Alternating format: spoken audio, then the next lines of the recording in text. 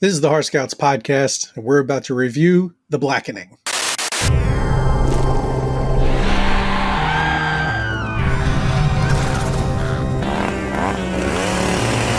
Hey everybody, how's it going? Welcome back to the podcast. My name is Mike. I'm one of your hosts and troop leaders, and I am joined, as always, by our other two hosts and troop leaders, Brian. Hello. And Nick. Howdy. And as we mentioned in the little intro there, we are going to be checking out The Blackening this time. If you're checking us out, you're doing it in one of two ways. You're either watching us on YouTube at youtube.com/@horrorscouts. If you're doing that, we'd love to get a comment from you below, like, subscribe, all that fun stuff.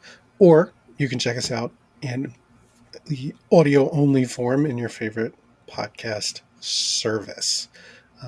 And just a quick note for all the newbies out there, all of our reviews here at Horror Scouts are full spoilers. So if you don't want anything ruined about The Blackening, go check it out and then come on back and hear the conversation and chime in afterwards if you'd like.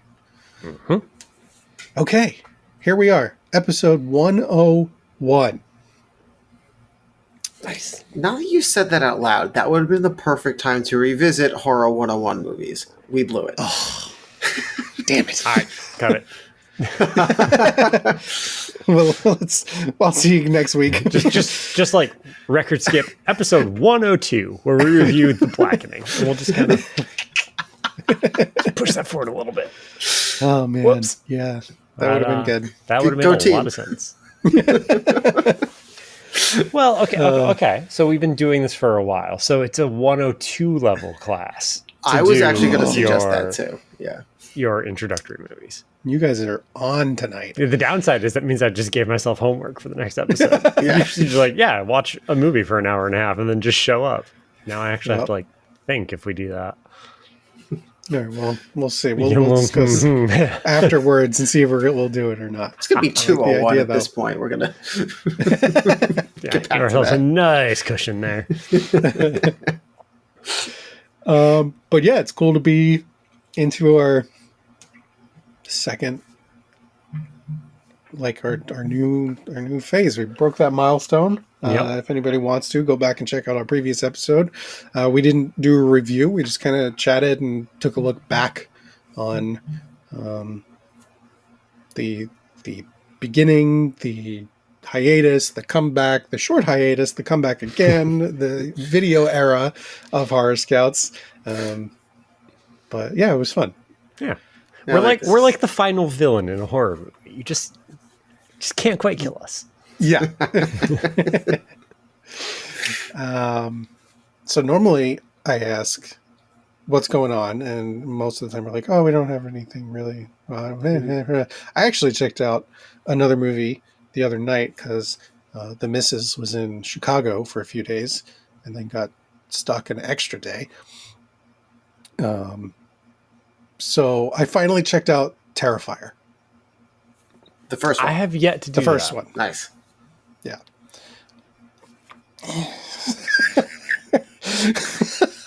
Like, I knew in the back of my head that it was like, like a low budget movie, but after all the hype that's been happening after the second one, and then they announced there's going to be a third one, my brain kind of, I guess, elevated it more, and I forgot. So I was like, oh, right. Okay.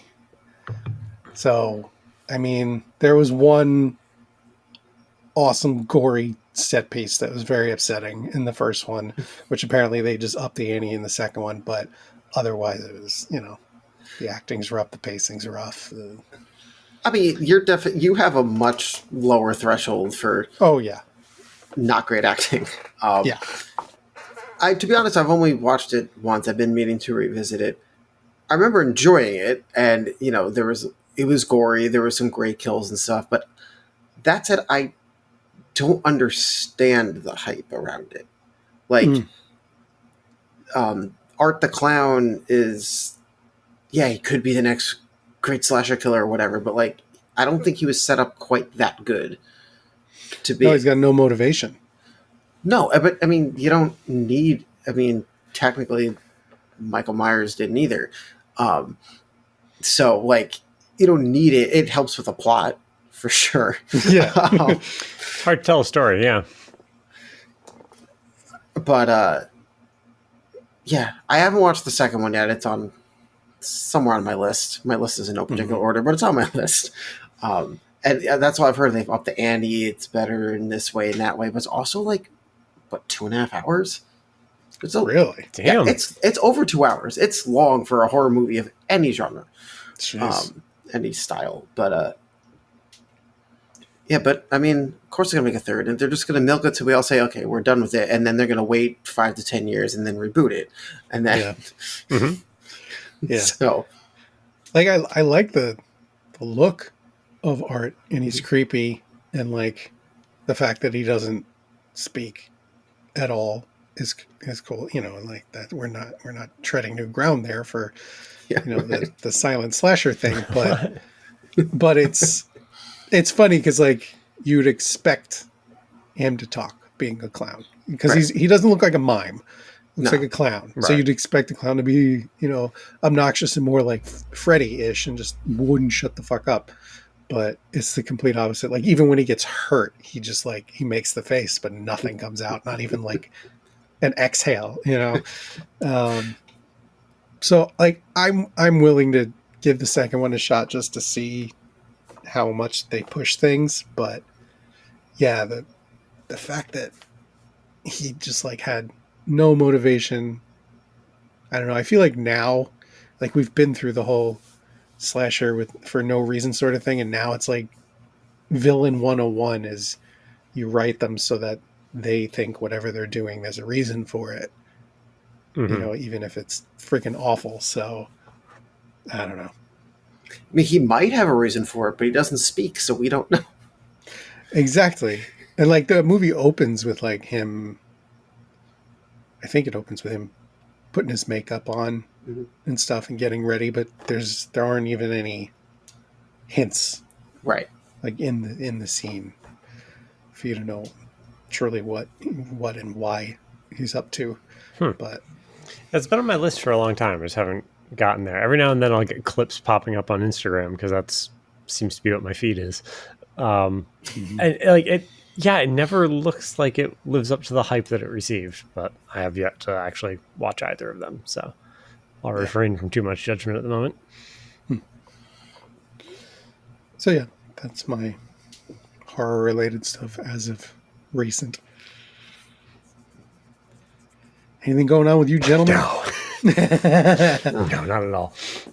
I watched a couple of movies that are even older than that, but I do that, so like that's nothing special. And I actually, Nick and I actually watched this movie, The Blackening, together. Oh, that's right. Which is a rarity. Mhm. With our wives, it was all 4 of us were watching that. That's even more of a rarity. But yeah, nothing else special. Okay. Yeah. We did have one annoyance throughout the movie that, Mike, I imagine you did as well. Did you discover that your TV is racist while watching this? No. You know how they like, okay, so for those listening, we all have the exact same TV. It's the LG C1. I guess Brian's is technically the C2, but it's like the same television. And they do an auto dimming thing if they don't sense enough motion on the screen. Or conversely, if the whites are too bright. That wasn't a problem with this one since it takes place mostly at night. But the dark scene with only black actors on it, the screen kept dimming. It kept getting darker and darker and darker. And we'd have to like Oh my God. pause it and play and wait for a big scene change in order for it to like pop up. We'd be like, man, this scene is really dark. It does it gradually, so you don't notice it at first. And you get to the point where we're like, man, did they just film this like shit or what? And then it would just, you know, there'd be a quick scene change, you know, a little jump of something, and then it would pop right back up to full brightness again. It's like, oh, there it is. To answer your question, Brian, there is not an easy way to get rid of it short of buying a special service remote and like going into a sub menu. Like, Yeah, we looked at that because the Deep remote dive was like thing. $8, but Yeah. like you have to go into the stuff you're not supposed to be touching in the TV. yeah, and like the couple workarounds I found for it on YouTube, I was like, yeah, I'm not fucking with that. No way. No. No, I don't The want to other brick my TV. Well, the other option was if it's in gaming mode, it doesn't do that. But then your colors are all fucked up. So, Right. like, you're not going to want to watch a horror movie in gaming mode, where everything's super saturated and the brightness is turned up. And Right. Yeah, Yeah, I wonder if I have a setting weird because our living room TV used to be my gaming TV, but then I got the bigger version of the same TV for okay. my gaming, and we moved it up to the living room. So I wonder if I have it on some not ideal Check setting. Because, like, Yeah. generally, this movie aside, it's, you know, it looks really good in its other cinema settings. Yeah. But yeah, this one got a little frustrating a couple times. No fault of the movie. It's just like, man, it got dark. Yeah, It's happened to me before, and I just can't remember what movies I was watching. I want to say at least one of them was a black and white movie, and a similar thing. Black and white movie at night, you have a similar problem, Yep. where it's just dark and sits there, and yeah, it never happened with a movie with an all black cast, and to consider the TV being racist. that's kind of funny. Yeah, Yeah. it was funny. I mean, it was annoying at the time, but afterwards, Yeah. when we realized, it was a little Yep. funny. All right, well, why don't we just move on and dive into our review since we're talking about it? Yeah. So yeah, this is going to be three white dudes reviewing The Blackening. Mhm. The little bit of info here before we get started. It is written by Tracy Oliver and Dwayne Perkins, directed by Tim Story, and our cast includes Grace Byers as Allison, Jermaine Fowler as Clifton, Melvin Gregg as King, X Mayo as Shanika, Dwayne Perkins, one of the writers, as Dwayne, Antoinette Robertson as Lisa, Sinqua Walls as Namdi, and Diedrich Bader as Ranger White, appropriately. Mm-hmm. And the quick blurb is 7 black friends go away for the weekend and end up trapped in a cabin with a killer who has a vendetta. Will their street smarts and knowledge of horror movies help them stay alive? Probably not. Okay, before we dive in, yay, nay, or just okay? Yay. Yay. I'm going with just okay. Okay. You're allowed. You're wrong, but you're allowed. So yeah, I guess the first thing to say is like, and part of, well, no, I'll get into my stuff later, but this is absolutely more a comedy than a horror movie. Oh yeah. Which is fine because that's how horror comedies work most of the time. I can't really think of a horror comedy that's, well, no, whoa, I take that back. I guess modern horror comedies are more comedy, but you think about stuff like Evil Dead, and there's some real fucked up horror comedies Sure. that get intense and scary and stuff. But I guess that's part of the reason why I was kind of lukewarm on it, because the horror part of it left me wanting. I feel like they could have pushed it a little more and still did what they did in the comedy part, which was great. Mm-hmm. But I don't know. It just seemed a little Safe. one note safe. Mhm. Yeah. That's fair. Yeah. Mm-hmm. How about you guys? Yeah, I mean, this is pretty much exactly what I was expecting and wanted from it. So that didn't rub me the wrong way. It was, it was quippy, it was funny, it was very tongue in cheek, it was relevant and like socially aware without beating you over the fucking head. Yeah, like the horror aspect of it was definitely dialed back compared to a lot of the other stuff that we watch. But I wasn't really expecting it to be like legit scary. So Yeah. I was pretty okay with that. Yeah. I mean, I somewhat echo Nick, and I feel it's kind of hard to balance it, right? Because if you go too hard, or even with kept the comedy that was there, for instance, but went too deep in, too heavy with the horror stuff, it just feels uneven, right? If they went too gory or too whatever, like, so you got to find a balance, and that's why they tend to play lighter. It also depends on the focus. I mean, clearly they were focusing more on various commentaries than the horror aspect itself. But Mm-hmm. yeah, a few more close-up of kills or, things like that. A couple extra gore shots wouldn't have thrown the balance off too much. But Yeah. yeah, I was more or less expecting this. And I think they delivered on it just being straight up funny in a number of ways while making all their, like I said, making this commentary without beating over the head. But I also appreciated, this is going to sound really bad coming from me, from a white guy, that as you're watching the movie, you're expecting it to be, a lot of racial commentary like that again, white racism from whites, and that actually wasn't the main point of commentary of the movie. Mm-hmm. And so I appreciated that because I feel like we've seen a lot of the other recently, and fair enough, it needs to be said, but it was a nice change of pace, put it that way. True. Yeah. It's like the killers were like racist white dudes, but we find out that they were paid to do so by one of the black characters. Yeah. Because he got shamed for not being black enough. So yeah, that was a very good bit of writing to end on for sure. And it's funny, I feel like we called, Nick and I, or at least one of us, called that early on, like that was Clifton, right? Mm-hmm. Yeah, that it was Clifton, but then we're like, but wait, how? Or like we couldn't figure it out, and then they kept trying to lead you away, which they did a good job with the misdirect there, and you're like, oh, okay, we were right all along.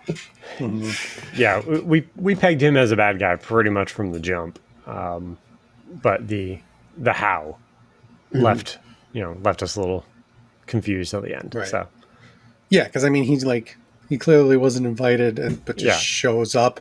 Yeah, and it's not like you're in your hometown and run across this guy. Like he's just in this town you're vacationing in by chance. So yeah. He did a great job. Yes, absolutely. I did like that they were very self-aware, like in writing the movie, and in the first 5 minutes they were mentioning like the people under the stairs as a reference, and they call out the whole cabin in the woods, really, and Texas Chainsaw by a name, and like so they knew exactly what they were doing. But it still felt natural. Like in the dialogue, it wasn't like, oh, we're going to reference all these horror movies to show what we know we're talking about. It's like, no, it just fit. Mm-hmm. So again, also appreciated when you actually, I feel like that's missing from a lot of horror movies, comedy or not, is that they don't remember horror movies exist. But since part of their gag is just playing on the tropes, they were very self-aware when writing that. And I think they did a good job of that. For sure. Yeah, and like when they do run into tropes, like you said, with the whole like cabin in the woods, really like the and this also plays into the marketing. I don't know if you guys saw ads for this movie. It might have even been in the trailer, where they have like an audience watching the film, and they take like night vision footage of the audience reacting to stuff and cut it into the trailer. So it's a stereotype of like black people being prone to like talk to the movie, especially in a horror movie, like saying stuff like don't go in there or whatever. But it's put into the movie where there's plenty of moments where characters are basically like nope and just like close the door and leave, and it's so good.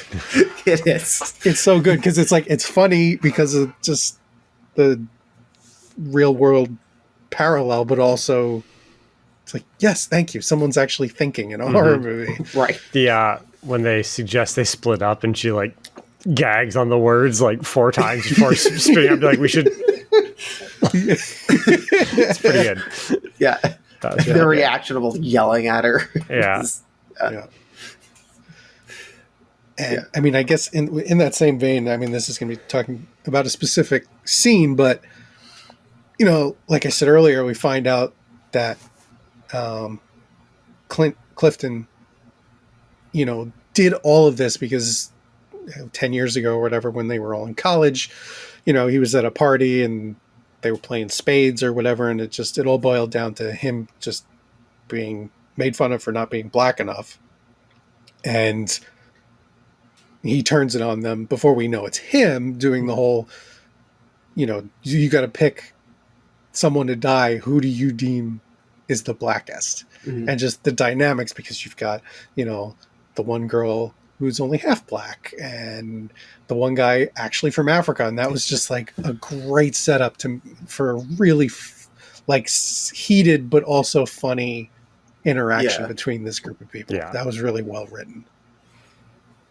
Yeah, it was like when it's all white characters and they try to throw together that almost stereotypical mix of characters. It was almost like a play on that. Think about it. Like, so they had, you still had a mix of characters of their actual personalities, but like that whole discussion was very much like pinpointing who's who in the group and their different levels. It's like Breakfast Club, but through this weird lens. Yeah, exactly. Yeah. Yeah, it was very smart. Yeah.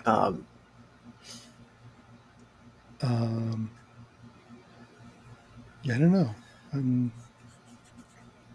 trying to think what else to say for it.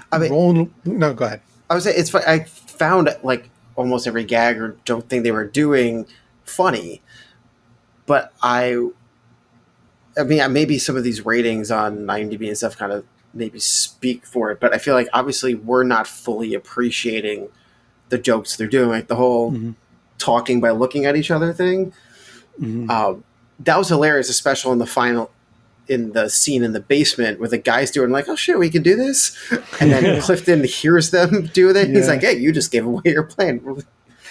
It's like, clearly they're referencing like a cultural thing, but it's still funny even if you're not in the know. Like, there was enough of that throughout the movie. Like the whole iPhone thing.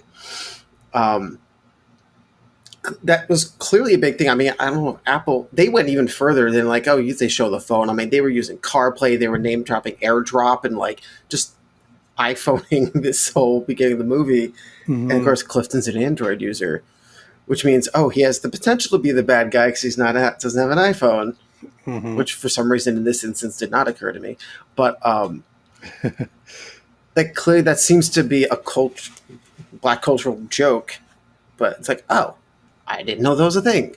Not that I would necessarily, but so it was educational, maybe in small doses. That's a strong word. It's a strong word. Yeah. But there was little tidbits like that like the game of spades. I couldn't tell you how to play it. Didn't know it was a thing. You don't have to know either. That's also why this works. Anybody can watch this movie and understand all the messages, get everything. You can laugh at the jokes even if you're not in the know. Right. Yeah, for sure. Yeah, I also like how they played with Dietrich Bader's character, and it's like, his last name is White, and but he turns out to be fine, and he really was just trying to help. And like, they find the second mask in the car, and he's like, I know this looks bad, but let me into the damn car. And he was above board with everything. He really was there to help.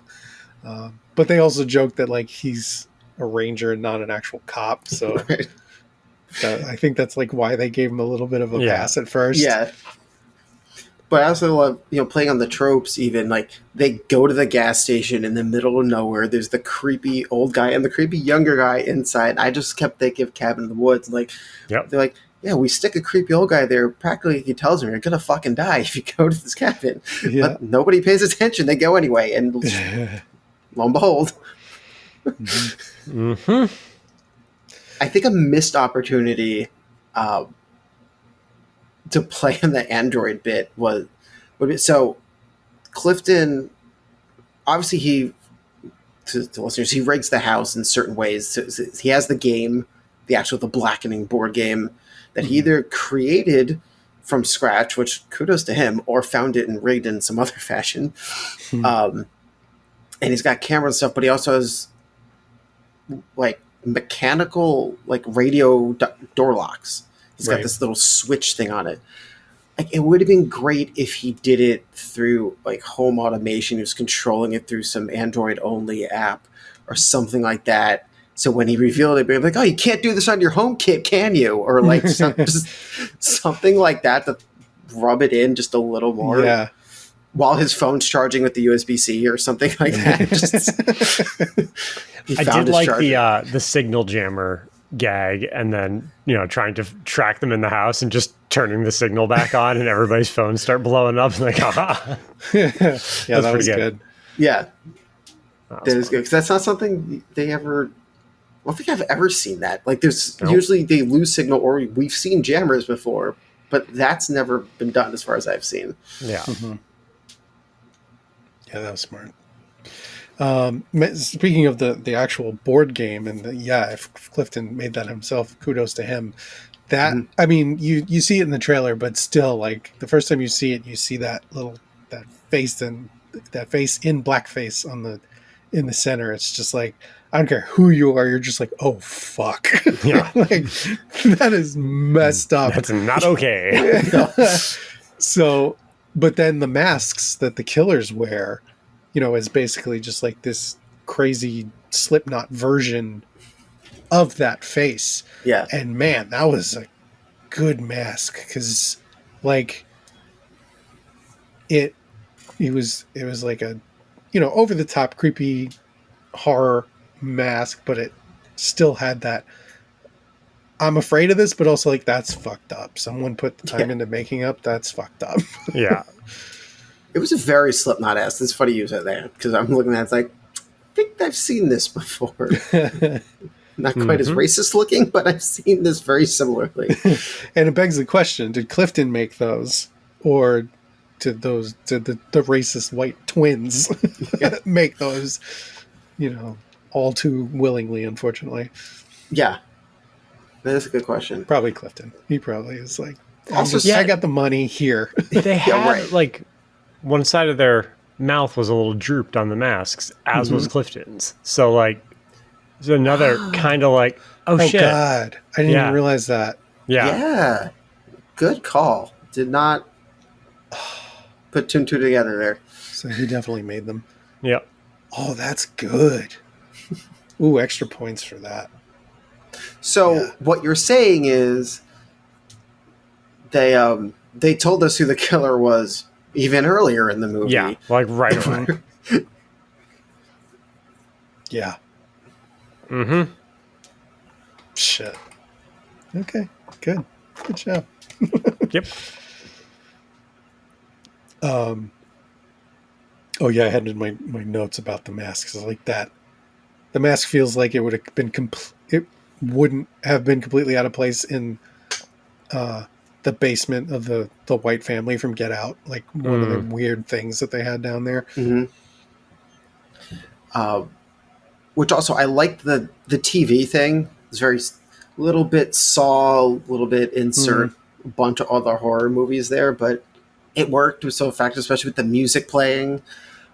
With it, like that game room was cool though. Yeah. Like that's something I would have. I mean, that whole house was cool, minus the murder. Like, yeah, that's true. That was a very good nice location. house. Yeah. Yeah, I said something to Paula too. I was like, this is a good house because it's it's always just like, oh, this is a generic cabin. This is a generic rich person's house. This is this, that, the other thing. It's like, no, that was a cool freaking house. Yeah. Yep. Like I would not be afraid to bet that was like filmed on location. They found that house and they're like, oh, this is cool, and not someone who just like built it on a stage somewhere or something. I also enjoyed some of the questions when they're playing the game, particularly the questions about the black characters on Friends. Yeah, yeah, that was great. So well done, and I'm just laughing because we're watching with instead of our wives are watching too, and my wife is a Friends super nerd, but she also watched very recently rewatched Living Single. Oh yeah. And so when they got to like that was the gag of the thing, she lost it. I lost it. It's like, oh, you could have played this. I had never heard of Living Single before that. Oh. So the the main reason that was a I'm joke, assuming it's Black Friends. somewhat, but it actually predates Friends. It started before Friends and was on the same network, and then Friends blew up, and so the later seasons, like, so the studio started paying more attention to Friends than Living Single. So one of the characters, I forgot who, was kind of like, they want you to do more with this or I'm out, and so he was out, and they like wrote him off for a season, like brought him back a little later, like, so the show kind of fizzled out because of Friends. Now, was that a spin-off of In Living Color? That I don't know. I can't. In Living Color was a sketch show, so that seems like it'd be a weird spinoff if it was a televised you're right. sitcom. That was a sketch. Yeah. I knew it was a sketch though, but I mean, yeah, the names are. So this was Queen Latifah's. She was the main character, played the main character in the show, and I mean, it was a sitcom of the time. Like, ended up watching a bunch of the episodes, and it's pretty much exactly what you'd expect as far as jokes and stuff like that. But so that was the kind of the double down on the gag with Friends, with the whole Friends question thing. But Namdi is kind of sitting there, like, but y'all didn't watch this, right? And like everybody like kind of admitted they knew one of the characters. Like, y'all didn't watch this, right? I also liked how there was like a lot of dynamics going on between the group and like tension for different reasons, and which easily could have just not been written in there for a very straightforward, it's just, everyone's in this together, and everyone running around scream, and what do we do? But it was nice to have the tension with, like, who was it? It was Namdi and Dwayne, because Namdi and Lisa were getting back together. Yep. And then, like, Shanika showed up a little later, so that was like, you kind of got the vibe of what was going on in the room, and then this new loud bombastic character comes in, and she has her own relationships with everybody that you learned in quick succession. It was just kind of fun to watch the friend dynamic. Yeah, they really wrote a good backstory into their relationships and how to play out, and it did affect them going forward in fighting and making decisions with each other and stuff like that. So, I mean, even more so than a lot of other more popular franchises we've watched, is like, oh, we throw them together, how they connect, but you don't get that deep of a backstory to them. Yeah, there's always like one person who's like grumpy for being there, but then you kind of, it doesn't get fleshed out. They die early and it doesn't matter. Yeah, exactly. Yeah. Yeah, you have to have some source of drama before the first murder, so somebody has to not want to go on the trip, sort of thing. Right. Yeah. Oh, so Mike, I need to ask this because Nick and I had the same thought. So when they decided to split up, and it's Allison and Shanika and King go running out into the woods, right? And at this point, Allison's high on Adderall because she has an arrow wound, which crossbow, great weapon. Love that stayed through the movie as opposed to just a gun or a knife. Like, it's an interesting choice of a weapon that was like the only weapon used. Yeah, I mean, it fits the whole backwoods hunting thing, but the fact that that was it, like you said, like. So at this point, Shanika's trying to swim across this lake, which we all know is a bad idea, and then King is in a tree, and Allison's tripping out, and the killer comes. And so she grabs some mud and does this like war paint spread across her face, and does a little set of Wolverine claws with a couple of the bolts that she had found. Yeah. So Nick and I thought this was just a fever dream, and you're going to end up seeing it from Shanika's perspective. And she was going to be killing King or like or just like spinning around in the woods doing absolutely fucking nothing. Just like taking it out on a small sapling, like going ham on it. Doing nothing or taking out White or something, not actually taking out the killer. And they're like, and then the scene kept going. It was like, oh no, she actually did this. Okay. Yeah, like other people were addressing her and talking to her afterwards, and I was like, oh, that's not a dream sequence. That's just how they're offing one of these motherfuckers. Yeah. Okay. Yeah, which is hilarious. It's like none of this should have worked. She like does some jumping spin kick thing and like knocks him to the ground. Yeah, I feel like she needed to have like part of her backstory leading up to that should have been like, she was a black belt. She worked at a jiu-jitsu center, like something to give her like that combat athleticism sort of thing that just comes out of nowhere. I don't know if I'm just like manifesting this because you're saying that, but I feel like something was said earlier on about like a class or something. Okay, that's very plausible. I can't remember though. Was she doing some? Yeah, wait. Now that you're saying that, I don't remember what that was. The only thing I remember was that Lisa was an attorney, which was a lawyer. Like that came out in the basement. And they were talking. But she might have been some type of fitness instructor, but it wasn't like combat based. I don't think. Right. Yeah, like was she like basically, telling Namdi like, don't fucking break her heart again or something, and then maybe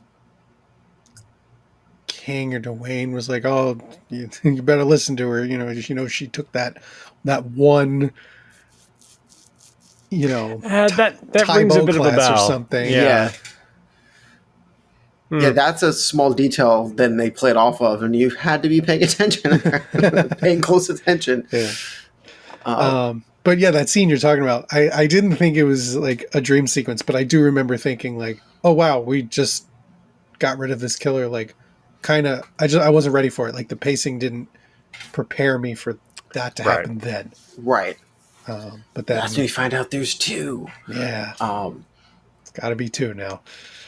But I also like that they were able to take him out. Like, he's not some crazy killer. He's just a big racist, like, backwoods dude who probably hunts deer or something. Who's blind in one eye.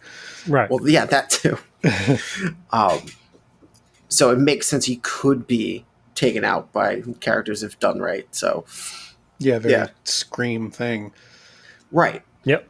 Only his injuries sustained were realistic as opposed to Scream. See previous episode for more on that. Right. Yeah, for sure. Trying to think of any other fun moments. The swimming joke was funny.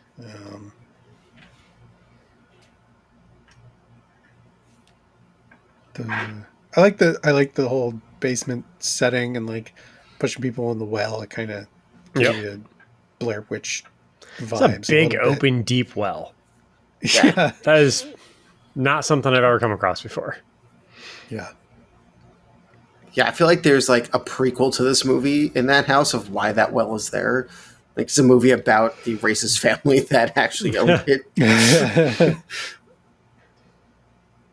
Yeah. But yeah, it was a good set with, again, being a realistic set. They didn't make it into some like murder basement. Just murder happened to take place in the basement, but it wasn't built for murder. Yeah, and his little setup was, it wasn't like Batman down there. Right. Yeah. Yeah. It was just a fun movie. Like, it kept you entertained. The pacing was good. The jokes were good. The characters were well written, as we discussed. I mean, there's nothing inherently wrong with the movie. Sure, it could have been a little more on the horror, but I'm not mad about it. Nope.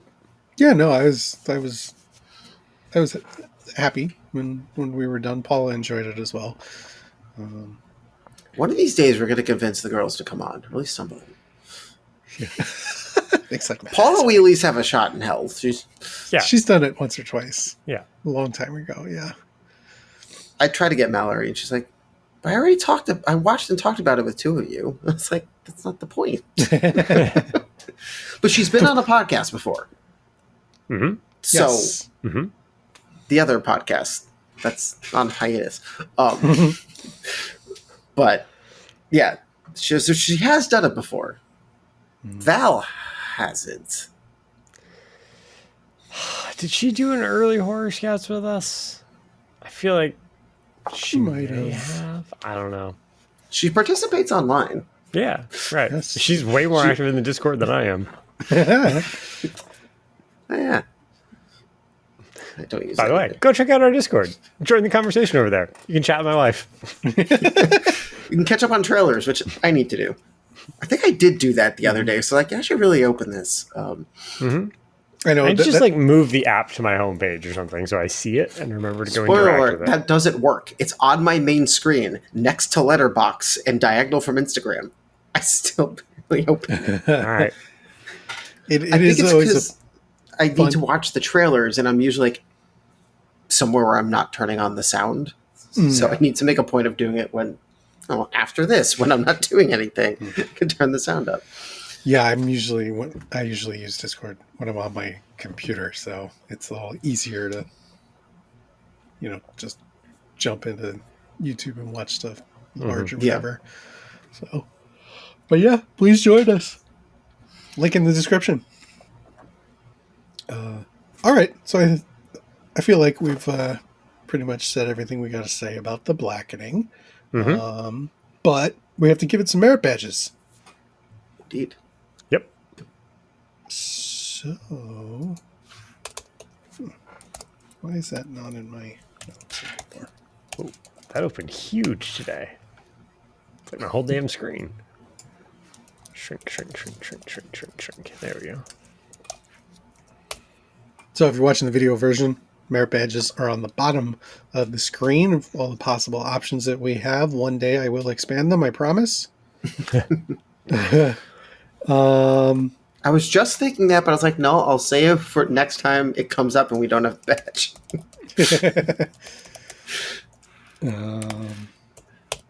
Yeah.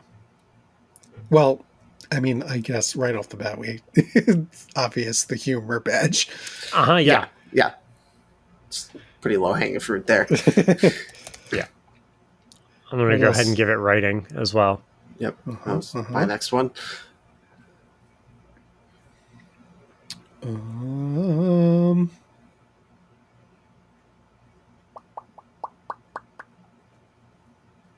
know. Looking at the music badge, not that I want to give it that, but I forgot I did make a note that they had some fun, like, retro horror sound effects, kind of like traditional sort of, almost like you imagine like someone with like a violin bow on one of those big saws or something. Like some of that stuff was peppered in, which was a nice touch.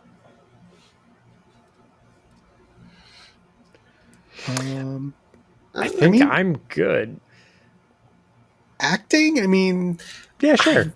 Yeah, I've been off that. We were talking about the characters were well written, but they're also portrayed just as well, right? Like they...